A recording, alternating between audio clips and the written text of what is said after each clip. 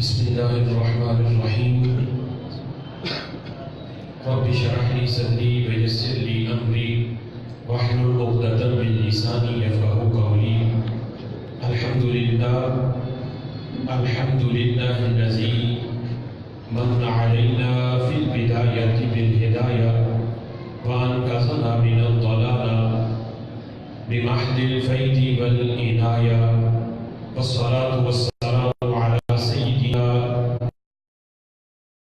محمد الذي هو البداية من الهداية وعلى آله وأصحابه ذوي الرواية والدراية صلاة وسلاما لا غاية لهما ولا نهاية أما بعد فأعوذ بالله من الشيطان الرجيم بسم الله الرحمن الرحيم قال الله تبارك وتعالى في القرآن المجيد والفرقان الحميد وسيجنبها الأتقى الذي يؤتي ماله يتزكى وما لأحد عنده من نعمة تجزى صدق الله العظيم سبحان الله. قال الله تبارك وتعالى في شان حبيبه مخبرا وآمرا إن الله وملائكته يصلون على النبي يا أيها الذين آمنوا صلوا عليه وسلموا تسليما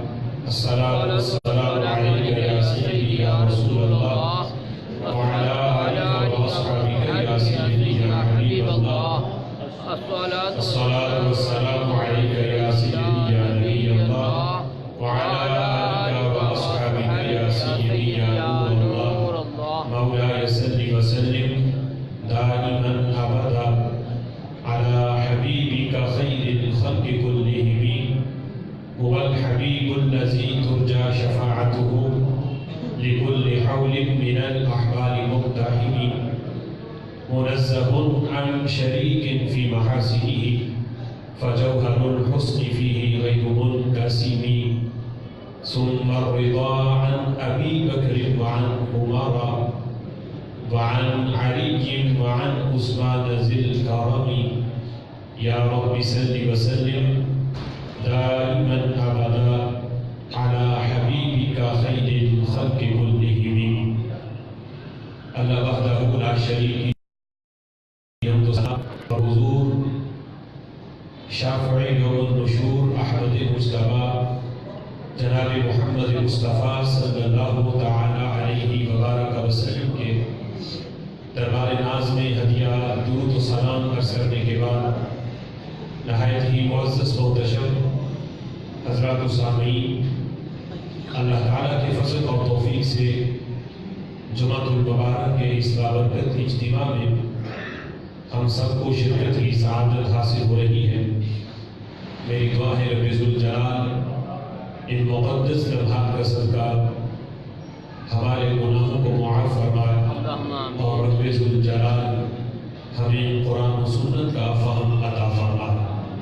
آج کے جمعۃ المبارک میں میری گفتگو کا موضوع ہے عظمت ایمان صدیق اکبر رضی اللہ تعالیٰ عنہ۔ سبحان اللہ۔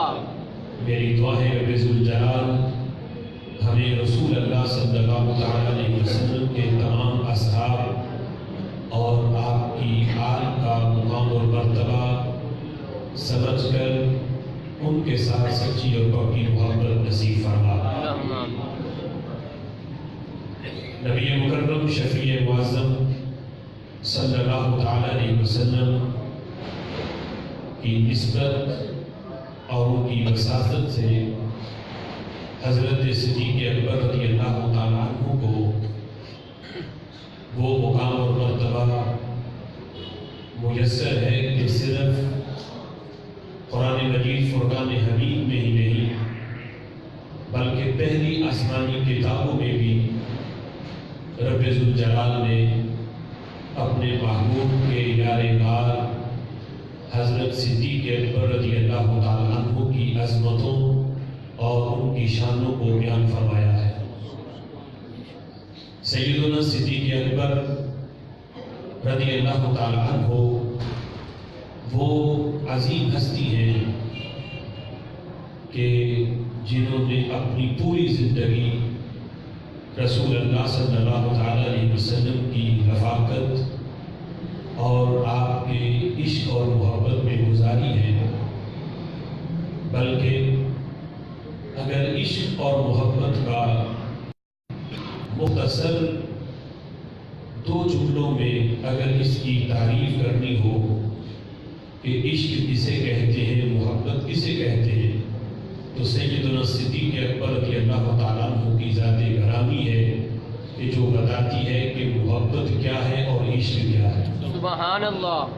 بقیہ سارے ان پر عاشق رسول صلی اللہ علیہ وسلم انہیں کہا جاتا ہے، لیکن صدیق اکبر رضی اللہ تعالیٰ عنہ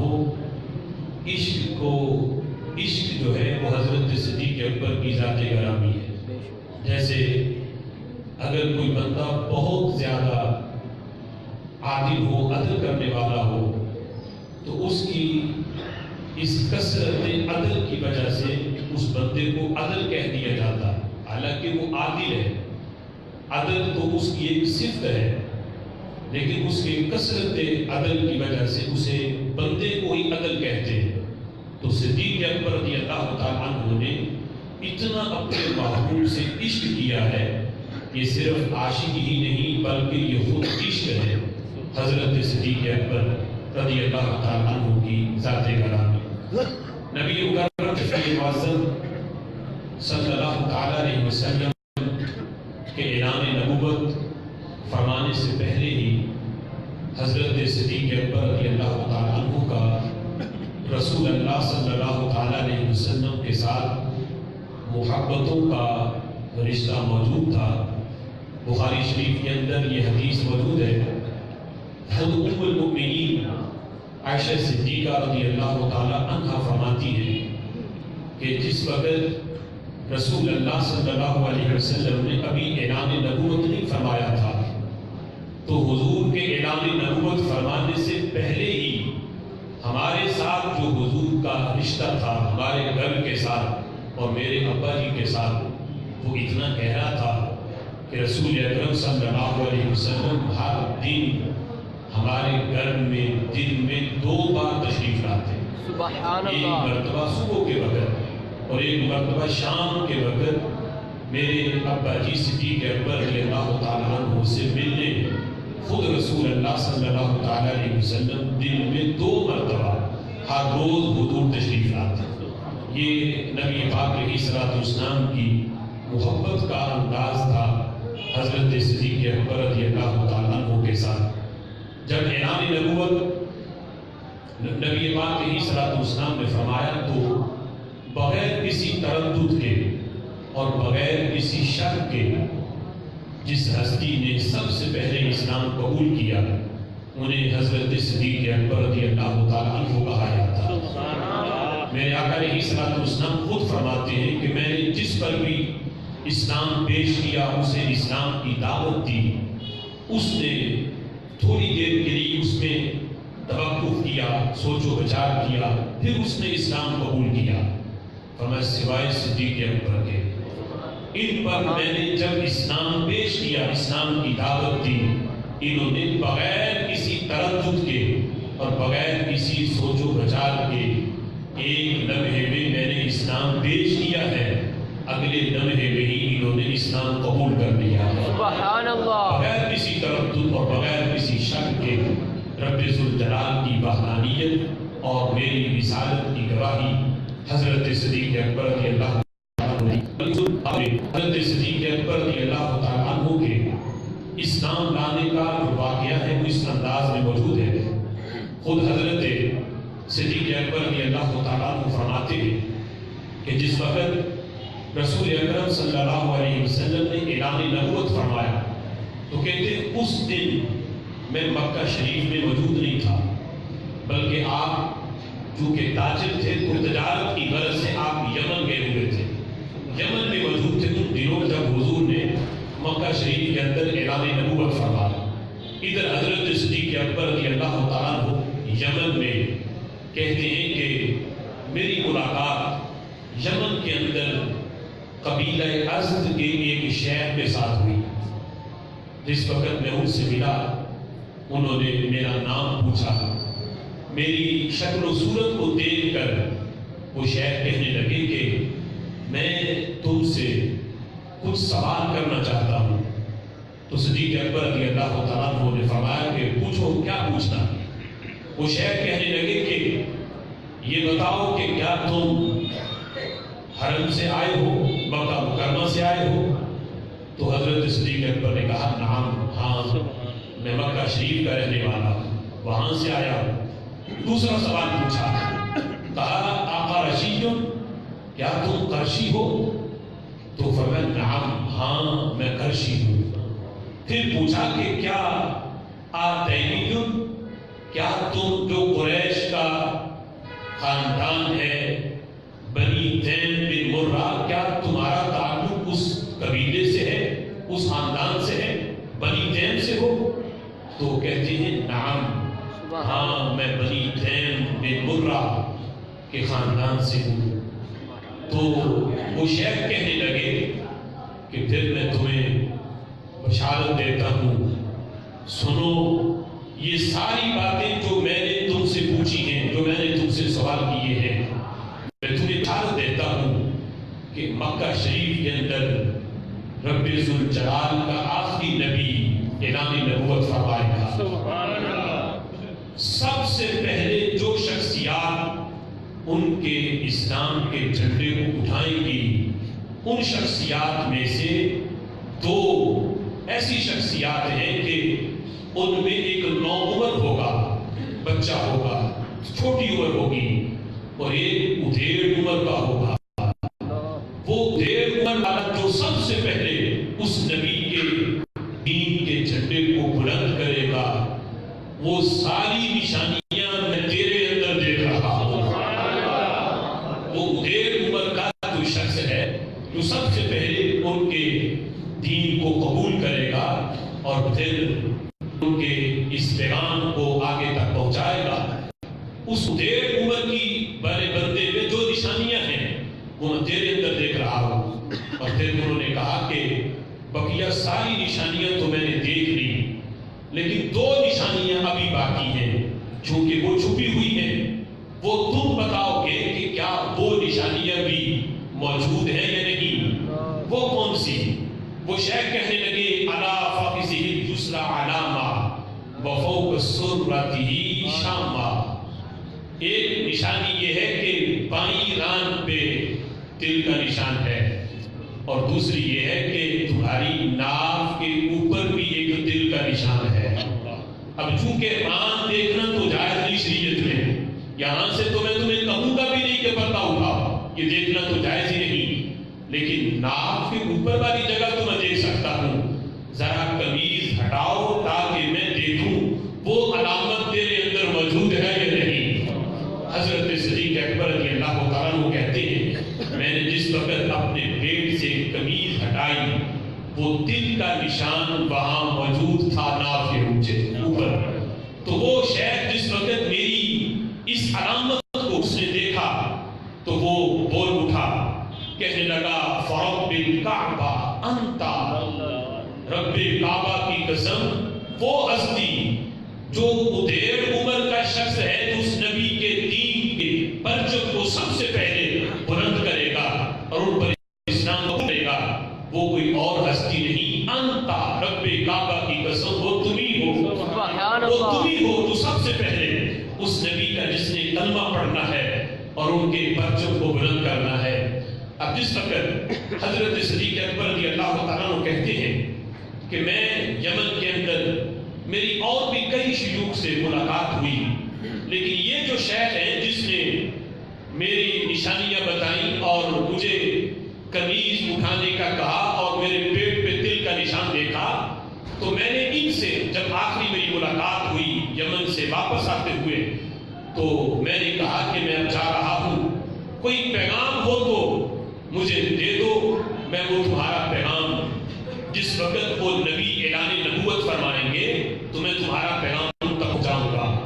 وہ شیخ کہنے لگے اور تو میرا کوئی پیغام نہیں، میں نے اس نبی کے لیے ایک نعت لکھی ہے، جاتے جاتے مجھ سے وہ نعت سن بھی جاؤ اور جاتے جاتے وہ نعت لے بھی جاؤ. جس وقت تمہاری ملاقات ہو اس نبی سے، اب مجھے نہیں پتا کہ وہ کون ہے، لیکن یہ پتا ہے جس وقت وہ اعلان نبوت فرمائے تو تم نے میری یہ نعت انہیں سنانی ہے. سبحان اللہ.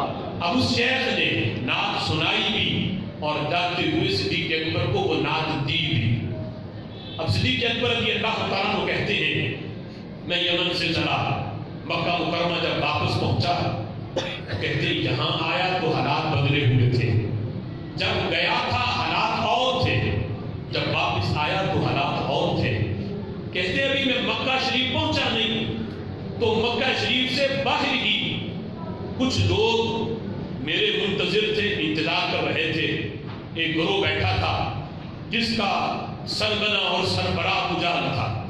جس وقت مجھے دیکھا تو مجھے دیکھ کے کہنے لگے اے ابو بکر ہم کتنے دنوں سے تمہارا انتظار کر رہے ہیں، آؤ ہم تمہیں بڑی عجیب بات بتاتے ہیں. وہ بات یہ ہے یتیم ابی طالب یزعم انہ نبی، وہ ابو طالب کا یتیم بھتیجا جانتے ہو نا اسے، وہ جس کا تمہارے ساتھ بھی بیٹھنا اٹھنا ہے، تمہاری بھی بڑی یاری ہے اس کے ساتھ. پتہ ہے تمہارے پیچھے اس نے کیا کہا؟ یزعم انہ نبی، یہ مطلب ہے اس نے کہا میں اللہ کا رسول ہوں، اللہ نے مجھے رسول بنا کے بھیجا. ابو جہل کہنے لگا کہ یعنی صدیق اکبر کو بھی اپنا حمایتی بنانے لگا کہ ابو بکر بھلا بتاؤ کوئی یتیم بھی بھلا نبی ہو سکتا ہے؟ اس نے نبوت کا دعویٰ کر دیا ہے. تو صدیق اکبر رضی اللہ تعالیٰ کو آپ فرمانے لگے کہ پہلے فیصلہ بعد میں کروں گا. اب ابو جہل نے بہت بڑی بات کی، اس نے کہا انت النہایہ وانت الکفایہ، ہم نے اس کی بات تو سنی ہے لیکن ابھی تک ہم نے فیصلہ کوئی نہیں کیا. ہم نے انتظار کیا کہ ابو بکر تم آؤ گے تو ہم یہ فیصلہ تم پہ چھوڑیں گے. یعنی یہ ایک طرح کی حضرت صدیق اکبر کو ایک عزت دی کہ ہم نے اب آپ پر فیصلہ چھوڑا، جو تم فیصلہ کرو گے ہم تمہارے فیصلے کو مانیں گے. اس لیے کہ ان کا سب سے زیادہ ان کی رفاقت اور ان کا بیٹھنا اٹھنا اور ان کی یاری اے ابو بکر تمہارے ساتھ ہے. کافر بھی جانتے ہیں کہ نبی کی سب سے زیادہ یاری حضرت صدیق اکبر. سبحان اللہ. کافر بھی اس بات کی گواہی دے رہے ہیں. تو کہا کہ ہم نے تمہارا انتظار کیا، فیصلہ ہم نے تم پہ چھوڑا. تو صدیق اکبر رضی اللہ تعالیٰ کو کہنے لگے کہ میں اپنا فیصلہ تمہیں بعد میں بتاؤں گا، پہلے مجھے ملنے تو دو، دیکھنے تو دو، سننے تو دو، وہ کہتے کیا ہیں، کس کی طرف بلاتے ہیں، ان کا پیغام کیا ہے. پہلے میں جاؤں گا ان کی بارگاہ میں، پھر میں آ کے تمہیں کوئی فیصلہ سناؤں گا. حضرت صدیق اکبر رضی اللہ تعالیٰ کو جس وقت نبی پاک علیہ الصلوۃ والسلام کی بارگاہ میں پہنچے، حضرت خدیجہ الکبریٰ رضی اللہ تعالیٰ عنہا کے گھر دروازے پہ دستک دی. میرے نبی جب باہر تشریف لائے تو فرمانے لگے یا ابا بکر انی رسول اللہ الیک و الی الناس جمیعا. سبحان اللہ. اے ابو بکر سن، میں تیرا رسول بھی ہوں اور تمام لوگوں کا رسول بھی ہوں. انی رسول اللہ الیک، اللہ نے مجھے تیرا رسول بھی بنایا، و الی الناس جمیعا، تمام لوگوں کا رسول بھی بنایا. اب یہاں ایک بات قابل توجہ ہے، اگر محبوب اتنا ہی فرما دیتے یا ابا بکر انی رسول اللہ الی الناس جمیعا، ابو بکر اللہ نے مجھے تمام لوگوں کا رسول بنایا ہے، تو تمام لوگوں میں ابو بکر آتے یا نہ آتے؟ یقیناً آتے. لیکن میرے محبوب نے علیحدہ کر کے فرمایا انی رسول اللہ الیک، اے ابو بکر اللہ نے مجھے تیرا رسول بھی بنایا ہے اور تمام لوگوں کا رسول بھی بنایا ہے. الگ طور پہ حضرت صدیق اکبر کا ذکر کیوں کیا؟ تو یہ بات ایک اور حدیث سے سمجھ آتی ہے جس کو امام ابن کثیر نے البدایہ والنہایہ میں لکھا. نبی پاک صلی اللہ تعالی علیہ وسلم نے ایک دن صحابہ سے فرمایا میرے صحابہ میں نے دیکھا کہ خواب میں آسمان سے ترازو رب ذوالجلال نے اتارے. وہ ترازو اتنے بڑے ہیں کہ رب ذوالجلال نے ترازو کے ایک پلڑے میں مجھے رکھا اور ترازو کے دوسرے پلڑے میں اللہ نے قیامت تک آنے والی میری ساری امت کو رکھا، جس میں خلفائے راشدین بھی ہیں، جس میں عشرہ مبشرہ بھی ہیں، بدری صحابہ بھی ہیں، تابعین بھی ہیں، غوث بھی ہیں، قطب بھی ہیں، سارے اولیاء بھی ہیں، اور قیامت تک آنے والے مومنین بھی ہیں۔ پوری امت کی جو طہارت اور پاکیزگی ہے وہ ساری ایک پلڑے میں ہے، اور فرمایا دوسرے پلڑے میں اللہ نے مجھے رکھا۔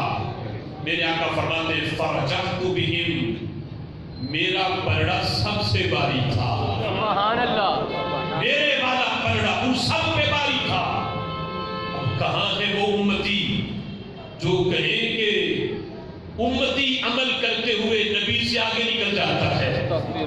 یہاں میرے آقا فرماتے ہیں ساری طہارت اور قیامت تک کی ساری پاکیزگی ایک طرف ہے، اور دوسرے پلڑے میں ہوں فرجعت بہم، میرا پلڑا سب پہ باری تھا۔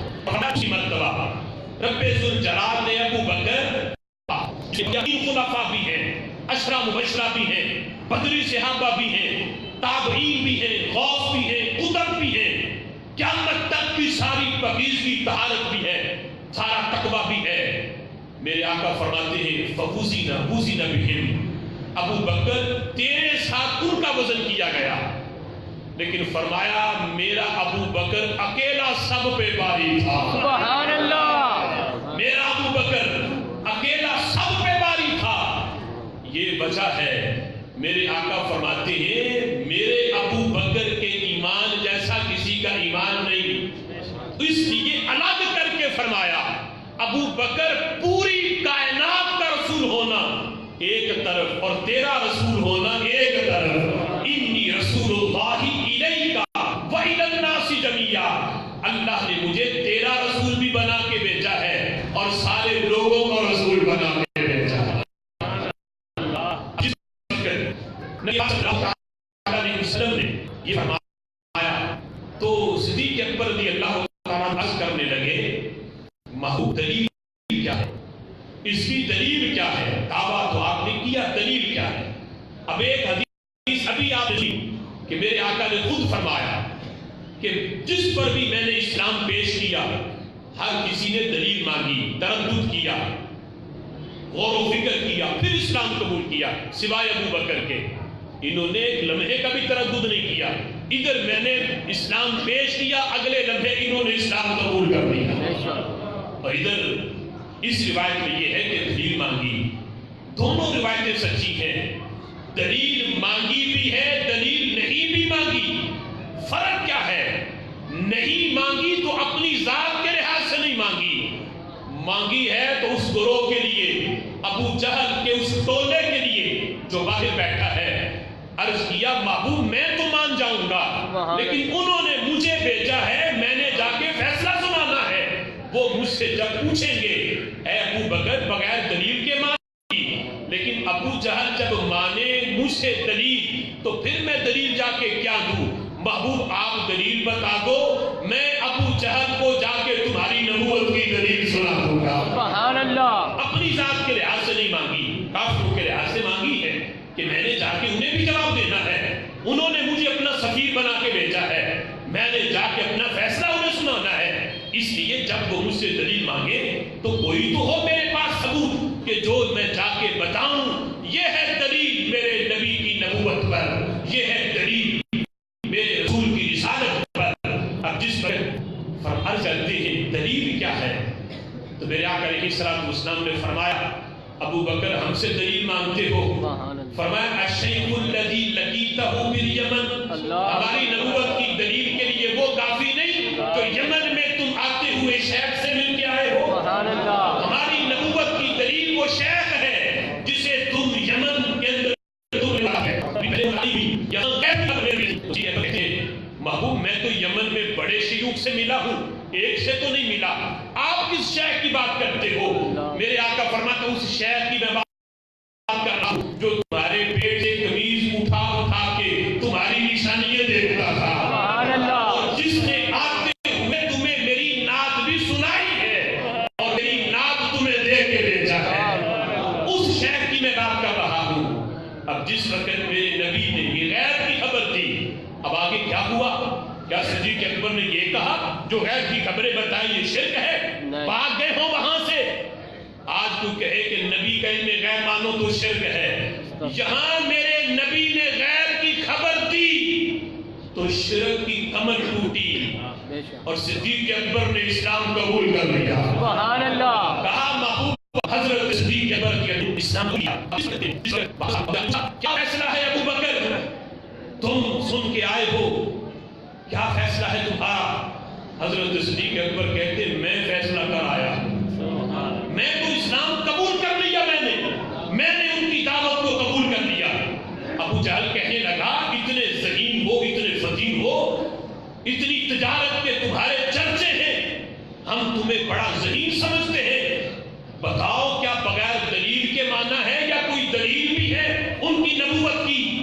تو صدیق اکبر کہتے ہیں بغیر دلیل کے نہیں، دلیل ساتھ لے کے آیا ہوں۔ سنو، میں تھا یمن میں، یہ تھے مکہ میں، وہاں کیا کیا ہوا، کس کس سے میں ملا، کس کس سے میری ملاقات ہوئی، کیا کیا باتیں ہوئی، میں یمن میں تھا، انہوں نے مکے میں بیٹھ کے یہ ساری خبریں مجھے دی ہیں، تو میں نے یقین کر لیا جو نبی مکہ میں بیٹھ کے یمن کی خبریں سچی دیتا ہے، وہ نبی فرش زمین پہ بیٹھ کے عرش بری کی خبریں بھی سچی دیتا ہے۔ نعرہ تکبیر، نعرہ رسالت، نعرہ تحقیق، نعرہ حیدری۔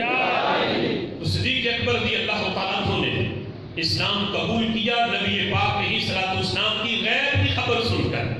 اب یہ دلیل اس لحاظ سے کہ اپنی ذات کے لحاظ سے دلیل نہیں مانگی، بلکہ صدیق اکبر کی ذات تو وہ ذات ہے، ابھی میرے نبی نے اعلان نبوت نہیں فرمایا تھا، عرش پہ اس وقت بھی حضرت ابو بکر کو صدیق کے نام سے یاد کیا جاتا تھا۔ سبحان اللہ۔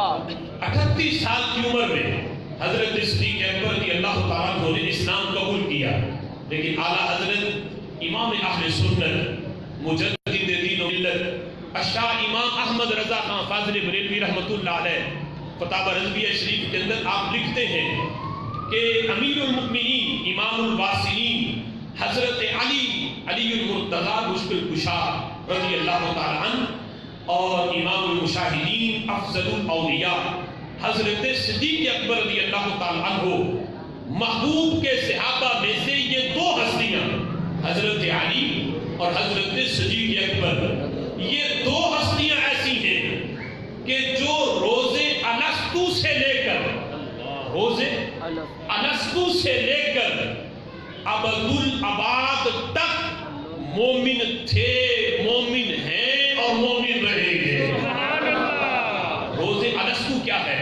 جب رب ذوالجلال نے تمام روحوں کو پیدا کیا، اللہ نے سوال کیا الستو بربکم، کیا میں تمہارا رب نہیں ہوں؟ تو تمام روحوں نے کہا بلا اے اللہ کیوں نہیں، تو ہی ہمارا رب ہے۔ یہ ہے روزے الستو۔ تو امام کہتے ہیں روزے الستو سے لے کے ابدالآباد تک یہ دو ہستیاں ایسی ہیں جن پہ کبھی بھی شرک اور کفر کی ایک گھڑی بھی نہیں گزری، یہ ہمیشہ سے مومن ہیں، مومن تھے، مومن ہیں اور مومن رہیں گے۔ کبھی بھی ان پہ، ان دو ہستیوں پہ کفر کا زمانہ نہیں گزرا، شرک کا زمانہ نہیں گزرا۔ اور پھر فرماتے ہیں محبوب کے صحابہ میں دو ہستیاں ایسی ہیں جن پہ دور جاہلیت تو آیا، دور کفر نہیں، دور جاہلیت تو آیا، لیکن زمانہ جاہلیت میں بھی انہوں نے کبھی بھی جاہلیت کی کسی صفت کو نہیں اپنایا، بلکہ دور جاہلیت کے اندر بھی زمانہ جاہلیت کی جتنی صفات تھی یا ان کے جتنے طور طریقے تھے، محبوب کے صحابہ میں دو ہستیاں ایسی تھیں جو دور جاہلیت میں بھی ان گناہوں سے اپنے آپ کو بچا کے رکھتی تھی۔ وہ کون ہیں؟ کہتے ہیں ان میں پہلی ہستی حضرت صدیق اکبر ہے، دوسری ہستی حضرت عثمان غنی رضی اللہ تعالیٰ عنہ ہے۔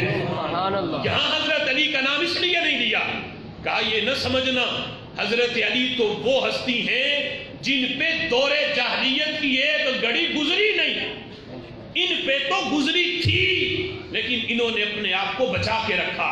حضرت علی وہ ہیں جنہوں نے آنکھیں کھولی ہیں تو محبوب کی گود میں کھولی ہیں. سبحان اللہ. ان پہ تو دور جاہلیت گزرا ہی نہیں. انہوں نے تربیت پائی تو محبوب کے جو ہے وہ محبوب سے پائی ہے. نبی پاک علیہ الصلوۃ والسلام نے ان کو پالا, ان کی تربیت کی ہے. لیکن صدیق اکبر رضی اللہ تعالیٰ عنہ جن کا 38 سالہ دور وہ ہے جو نبی پاک علیہ الصلوۃ والسلام کی جو ہے وہ اعلان نبوت سے پہلے گزرا ہے. 38 سال بڑی عمر ہوتی ہے. حضرت علی نے تو آنکھیں محبوب کی گود میں کھولی ہے اور حضرت صدیق اکبر نے 38 سالہ عرصہ جو ہے وہ دور جاہلیت میں گزارا ہے. لیکن میرے امام کہتے ہیں کمال اس کو کہتے ہیں, کمال یہ نہیں کہ بندے کو دور جاہلیت ملے ہی نہ تو وہ کہے کہ میں بچا رہا.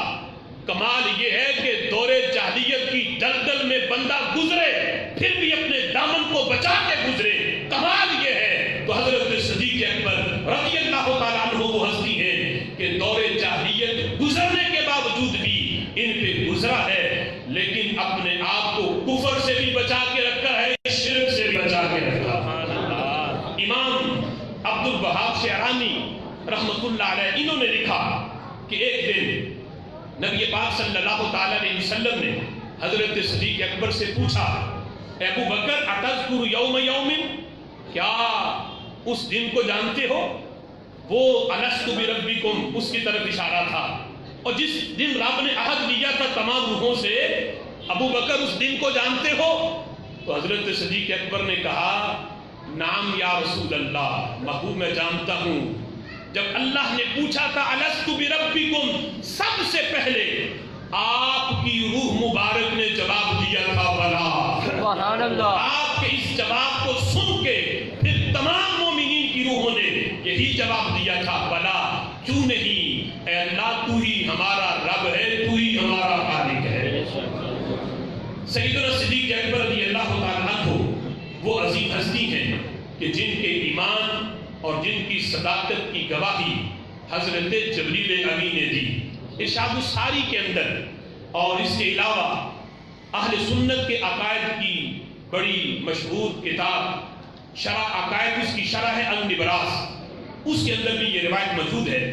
نبی مکرم شفیع معظم صلی اللہ تعالی علیہ وسلم ایک دن آپ تشریف فرما تھے, صدیق اکبر بھی بیٹھے تھے, دیگر صحابہ بھی بیٹھے ہیں. تو میرے محبوب نے حضرت صدیق اکبر سے فرمایا ابو بکر اپنے بچپن کا کوئی واقعہ سنا. اب محبوب بھی چاہتے ہیں کہ ذکر صدیق اکبر ہو. سبحان اللہ. اپنی صدارت میں حضرت صدیق اکبر کا ذکر سنا, بلکہ فرمایا بچپن کا کوئی واقعہ سنا. تو صدیق اکبر رضی اللہ تعالیٰ کو آپ عرض کرتے ہیں کہ محبوب چند برس میری عمر تھی, 4 سال کا تھا, تو میرے والد صاحب مجھے پکڑ کے بت خانے لے گئے اور جا کے ایک بت کے سامنے مجھے کھڑا کر دیا اور کہا کہ حاضی الہ آلہتک شم العلا فاسجد لہا, یہ تیرا بڑا عرفہ اور اعلیٰ تیرا خدا ہے, فاسجد لہا, اسے سجدہ کرو. اب دیکھو 4 سال کی عمر ہے. حضرت صدیق اکبر رضی اللہ تعالیٰ عنہ کہتے ہیں جس وقت میرے باپ نے بت کے سامنے لا کے مجھے کھڑا کیا, ویسے آپ کے خاندان کو یہ شرف حاصل ہے کہ حضرت صدیق اکبر کے ابا جی بعد میں اسلام قبول کیا, ان کے والد صاحب بھی صحابی, خود بھی صحابی, بیٹے بھی صحابی, پوتے بھی صحابی. سبحان اللہ. یہ شرف حضرت صدیق اکبر کو حاصل ہے کہ اتنی پشتوں تک جن کے اولاد میں جو ہے وہ صحابیت کا درجہ حاصل کیا, کسی اور صحابی کو نہیں ملا. یہ شرف بھی اگر ملا ہے تو حضرت صدیق اکبر کو ملا ہے رضی اللہ تعالیٰ عنہ. اب جس وقت کہتے ہیں میرے ابا جی نے ایک بت کے سامنے کھڑا کیا اور کہا اسے سجدہ کرو, تو کہتے ہیں وہ یہ کہہ کے مجھے آپ خود باہر چلے گئے. اب 4 سال کی عمر ہے لیکن شعور کتنا ہے. کہنے لگے میں بت کے آگے آیا اور اسے کہا کہ انی جائع فطعمنی, میں بھوکا ہوں مجھے کھانا دو. انی عار فاسقنی, میں جو ہے وہ ننگا ہوں مجھے کپڑا پہناؤ.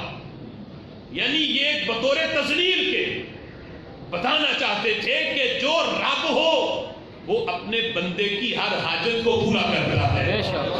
بھوکے کو کھانا بھی رب کھلاتا ہے اور ننگے کو کپڑا بھی رب دیتا ہے. اگرچہ رب نے درمیان میں وسائل بنائے ہیں، وسیلے واسطے بنائے ہیں، لیکن حقیقی طور پہ تو اس کائنات کے نظام کو چلانے والی ذات تو ہمارے رب کی ہے۔ اس لیے بدھ کی تذلیل کے لیے کہا بھوکا ہوں کھانا دو، ننگا ہوں مجھے کپڑا پہناؤ۔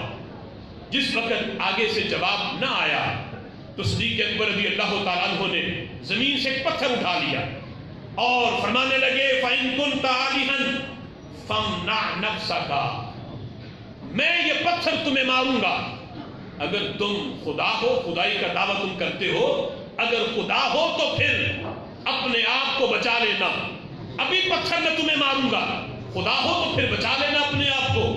یہ کہہ کے حضرت صدیق اکبر رضی اللہ تعالیٰ عنہ نے پورے زور سے اس بدھ کو جب پتھر مارا ٹکڑے ٹکڑے کر دیا۔ سبحان اللہ۔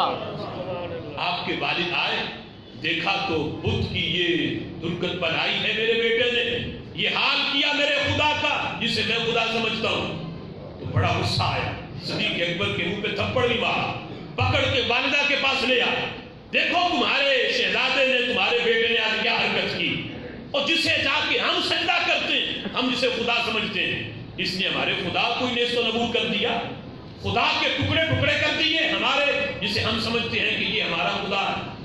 تو آپ کی والدہ کہنے لگی کہ اس پہ سختی نہ کرو، اسے نہ مارو، اسے کچھ نہ کہو، یہ بدھ کو سجدہ نہیں، یہ تو اوروں کو بھی سجدہ کرنے سے روکتا ہے، یہ تو اوروں کو بھی سجدہ نہیں کرنے دیتا۔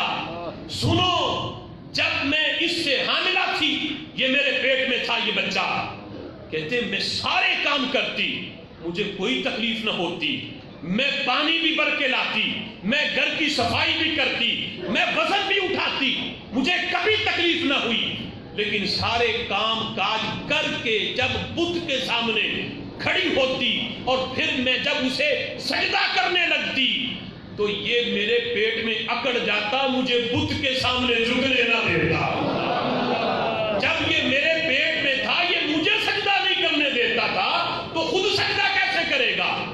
یہ میرے پیٹ میں اکڑ جاتا، مجھے جھکنے نہ دیتا۔ جب تک یہ میرے پیٹ میں رہا، میں نے بدھ کو سجدہ کر ہی نہیں پائی۔ کرنا تو چاہتی تھی، کیونکہ وہ بھی مطلب جب اسلام نہیں لائی تھی تو حالت ان کی بھی یہی تھی، تو کرنا تو چاہتی تھی لیکن کر نہیں پائی۔ مجھے اس لڑکے نے، اس بچے نے مجھے سجدہ نہیں کرنے دیا۔ سبحان اللہ۔ اور فرمانے لگی سنو، جب جس رات اس کی ولادت ہوئی، یہ پیدا ہوا، تو میں نے غیب سے یہ آواز سنی، یا امت اللہ علی التحقیق ابشری بالولد العتیق اسمہ فی السماء الصدیق لمحمد صاحب ورفیق۔ کہتے یہ آواز میں نے سنی، اے اللہ کی سچی باندی سن، تمہیں مبارک ہو، ابشری بالولد العتیق، تمہیں خوشخبری ہو، یہ بچہ جو پیدا ہوا ہے یہ جہنم کی عذاب سے آگ سے بری ہے، سبحان اللہ، بری ہے جہنم کی آگ سے۔ اور اسمہ فی السماء الصدیق، آسمانوں پہ اس کا نام صدیق ہے، آسمانوں پہ اسے صدیق کہا جاتا ہے۔ لمحمد صاحب ورفیق، جو میرا آخری نبی حضرت محمد مصطفیٰ صلی اللہ علیہ وسلم ہے، یہ بیٹا ان کا صاحب بھی ہوگا، ان کا رفیق بھی ہوگا۔ حضرت صدیق اکبر رضی اللہ تعالیٰ عنہ ولادت سے پہلے ہی آپ کا نام آسمانوں پہ صدیق مشہور ہے۔ حضرت صدیق اکبر رضی اللہ تعالیٰ عنہ اس وجہ سے بھی آپ کو صدیق کہا جاتا ہے۔ اور آپ کے ایمان کی گواہی دیکھو کس طرح حضرت صدیق اکبر حضرت جبریل امین نے دی۔ جب معراج سے میرے آقا واپس تشریف لائے تو حضرت جبریل امین سے میرے محبوب نے یہ فرمایا، اے جبریل، مجھے اس بات کی پریشانی ہے کہ ان قومی یتہمونی ولا یصدقونی، میری قوم میری یہ بات نہیں مانے گی کہ رات کے تھوڑے سے حصے میں لامقام میں گیا، راتوں رات سیر کر کے واپس آ گیا، میری قوم نے مجھ پہ تہمت لگانی ہے کہ اتنا دور کا سفر رات کے تھوڑے سے حصے میں کوئی کیسے کر سکتا ہے، میری قوم میری تصدیق نہیں کرے گی۔ کہ حضرت جبریل کہتے ہیں ان اتہمک قومک، محبوب آپ نہ گھبرائیں، اگرچہ آپ کی قوم آپ پہ تہمت لگائے، لیکن ایک ہستی کو میں جانتا ہوں، وہ انکار نہیں کرے گی جب انہیں پتہ چلے گا وہ بغیر تردد اور بغیر شک کے تمہارے اس سفر کی تصدیق کرے گا۔ سبحان اللہ۔ اور اسے حضرت ابو بکر کہا جاتا ہے۔ سبحان اللہ۔ یہ جبریل امین نے اس بات کی گواہی دی۔ ادھر ابو جہل آیا تھا یہ بات لے کے، سنو جسے تم اپنا رفیق سمجھتے ہو، اپنا دوست سمجھتے ہو، آج اس نے بہت بڑا دعویٰ کر دیا۔ بھلا مکہ سے کوئی چلے ملک شام بیت المقدس کے اندر اور پھر آسمانوں کی سیر کر کے رات کے تھوڑے سے حصے میں کوئی واپس کیسے آ سکتا ہے؟ یہ تمہارے دوست نے دعویٰ کیا ہے، جو اپنے آپ کو نبی بھی کہتے ہیں۔ حضرت صدیق اکبر نے محبوب سے جا کے تصدیق بعد میں کروائی ہے، پہلے جواب دیا اگر میرے نبی نے یہ فرمایا ہے ابو جہل تو رات کے بات کرتا ہے، اگر وہ اس سے بھی کم کی بات کرے میں پھر بھی تصدیق کرنے کے لیے تیار رہتا ہوں۔ سبحان اللہ۔ اس لیے کہ ابو بکر تو آیا ہی تصدیق کرنے کے لیے ہے، بلکہ صدیق کا ایک معنی یہ ہے کہ جو اللہ کی عجائب بات کو بغیر شک اور بغیر تردد کے مانے اسے صدیق کہا جاتا ہے۔ دیگر سے آپ جب کوئی عجیب بات ہو جاتی تو محبوب سے سوال کرتے، محبوب کیا ایسے بھی ہوتا ہے؟ یعنی تعجب کرتے۔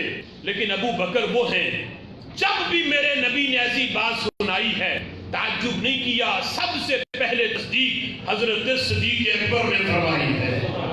غار ثور میں جب سانپ نے ڈسا تو میرے محبوب نے لعاب دہن لگا کے ایڑی مبارک کو تو ٹھیک کر دیا، جب غار سے باہر آئے تو پیاس بڑی لگ گئی، پیاس بڑی شدت کی تھی، تو نبی پاک علیہ الصلوۃ والسلام سے عرض کرنے لگے محبوب مجھے پیاس بڑی شدت کی ہے۔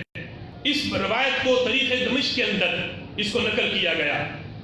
جس وقت عرض کیا محبوب پیاس بڑی ہے تو میرے محبوب نے فرمایا کہ جاؤ ابو بکر غار میں پانی ہے، پانی غار میں جا کے پی لو۔ سبحان اللہ۔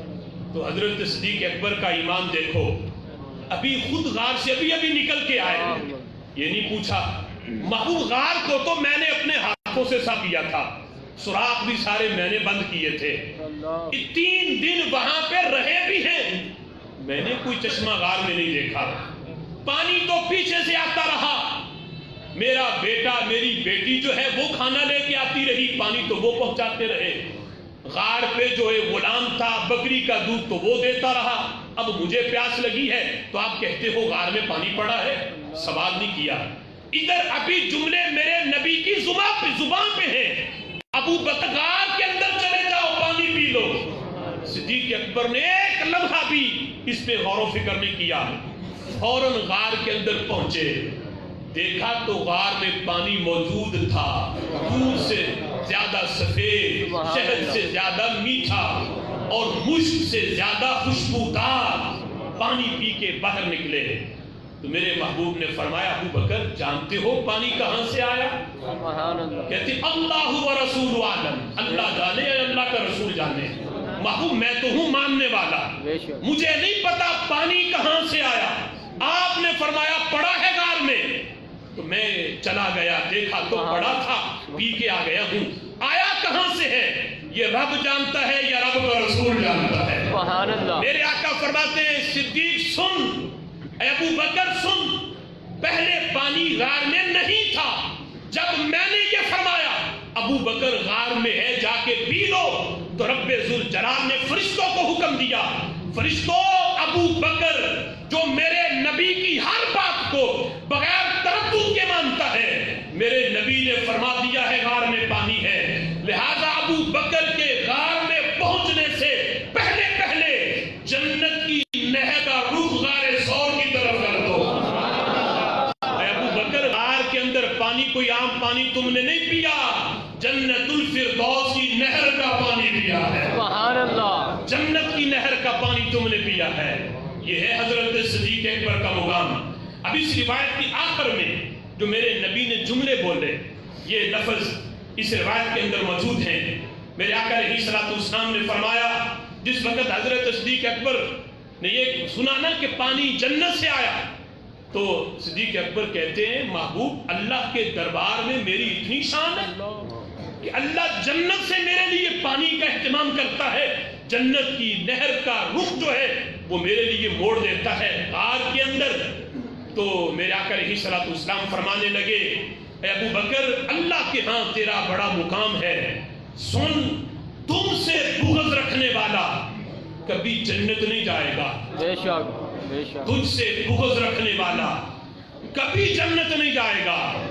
آگے جو جملے بولے دل کے کانوں سے سننا، میرے آقا فرماتے ہیں ابو بکر تجھ سے بغض رکھنے والا کبھی جنت نہیں جائے گا، اگرچہ 70 انبیاء کے عمل جیسا عمل بھی لے آئے پھر بھی جنت میں نہیں جائے گا۔ بے شک، 70 انبیاء یعنی ایک نبی جیسا بھی کوئی عمل نہیں کر سکتا کہ کوئی کسی کا عمل ایک نبی کے عمل کے برابر ہو جائے، کہاں 70 انبیاء کے عمل۔